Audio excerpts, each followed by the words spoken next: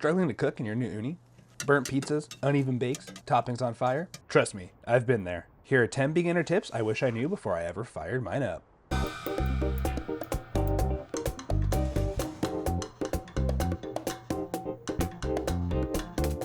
Hey everyone, welcome back to Backyard Pizza Lab. If you're new to cooking in an Ooni, it can be frustrating at first.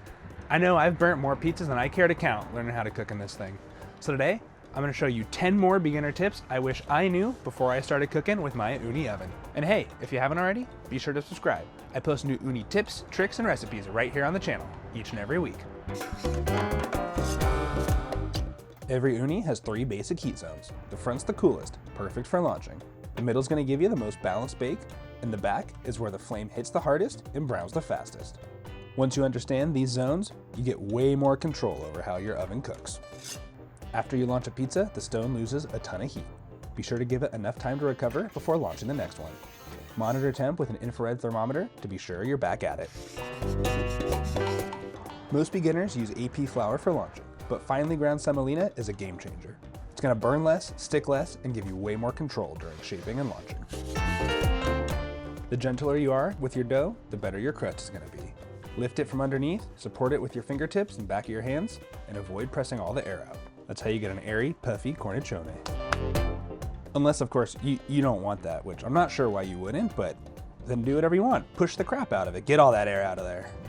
For a taller crust, leave the edge untouched. For a flatter, more even crust, flatten the rim before adding toppings. One of the best upgrades you can make is using a dough spatula to lift your dough out of the proofing tray. It keeps the shape intact, protects the air inside the dough, and just makes the whole process cleaner and easier. The Ooni dough spatula is my go-to. It's flexible enough to slide under the dough without digging into the box. Mozzarella is great, but if you really want to upgrade your pizzas, you should be using more cheeses than that. Both Parmesan and Pecorino Romano can get grated on before or after the bake, and for a smooth, creamy finish, try adding a ball of burrata or some ricotta dollops. It's these little finishing touches that are going to make your pizza taste way more professional. One of the biggest beginner mistakes you can make is being afraid to touch your pizza after it's on the peel. But you absolutely can, and you probably should. Take a second to finalize the shape, adjust any toppings as you see fit, and you're gonna have a way cleaner launch. Bakes in the Ooni can be fast, sometimes just 60 seconds. It's not enough time for toppings like raw sausage, onions, mushrooms, or bell peppers to cook fully. But the bigger issue is these toppings release a ton of water.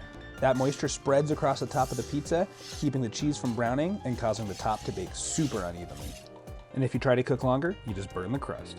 So be sure to cook your wet toppings first. Brown your sausage, sweat your onions, roast your veggies. Your pizza will bake more evenly and taste way better.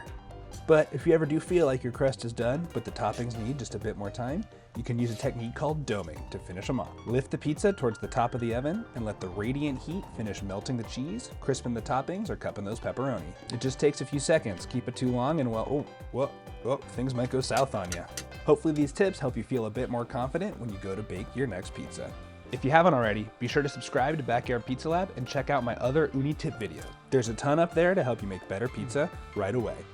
Thanks for watching, and I'll see you next time.